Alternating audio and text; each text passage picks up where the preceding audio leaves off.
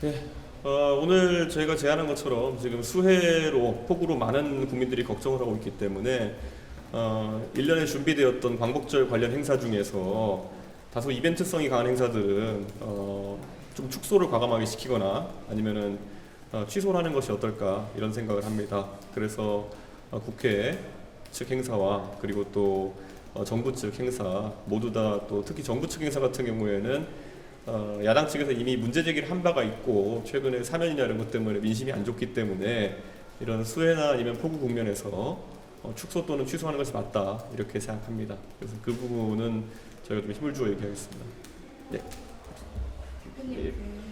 여쭤봐도 네. 돼요?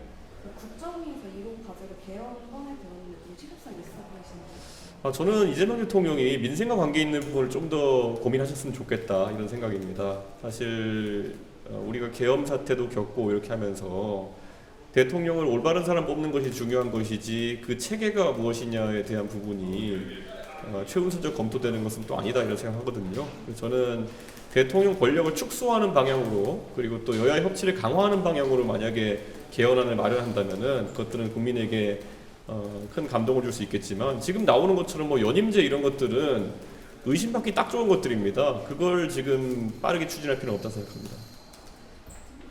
네. 두 가지만 더 네. 여쭤보는데 네.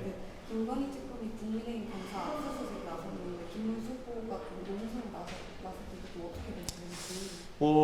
어떤 절차와 어떤 사정이 있었는지는 모르겠지만 정당의 당원 명부를 어떤 식으로든 압수하러 나서는 것은 특검 측에서도 실제 가능하다고 생각하지는 않았을 것입니다. 다만 수사의 방향을 보여주려고 하는 것이 아닐까 싶고 뭐 전당대회 기간이다 보니까 또 각 주자들이 거기서 어필하고 과격하게 반응하는 것도 있겠지만 정당에 대한 압수수색이라는 것들은 굉장히 조심해야 된다.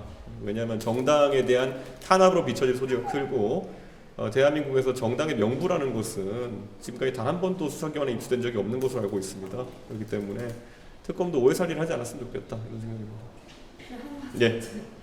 오늘 내일 0시에 조국 대표 사면되는데 예. 혁신당이 뭐 지도부 임기 단축하고 전당대회 열기로 결정했는데 사실상 조국 대표 추대하는 상황이 됐는데 좀 어떻게 보시는지랑 또 혁신당에서 조국 대표 재심 검토한다는 입장인데 또 이것도 어떻게 생각하세요? 조국 대표가 뭐 헌법적 권한인 사면권으로 이렇게 나오는 것은 뭐 조국당 입장에서는 화색이 돌 만한 이야기겠으나 이미 지난 며칠간 이재명 대통령의 지지율 하락세라든지 이런 것을 보면 조국 대표에 대한 국민적인 감정이 좋지 않은 부분도 있다는 것을 알아야 될 겁니다. 그렇기 때문에 조국혁신당이 너무 성급하게 조국 대표를 정치적 영웅으로 만들어내려고 하는 과정이 아마 국민들에게 반발을 살 겁니다. 민주당과 조국혁신당 공히 모두 이런 사정정국이나 아니면은 정치적으로 좌파를 사면시키고 뭐 이런 것들에 집착하기보다는 정말 민생에 대해서 고민해야 될 겁니다. 최근에 기사들을 보면은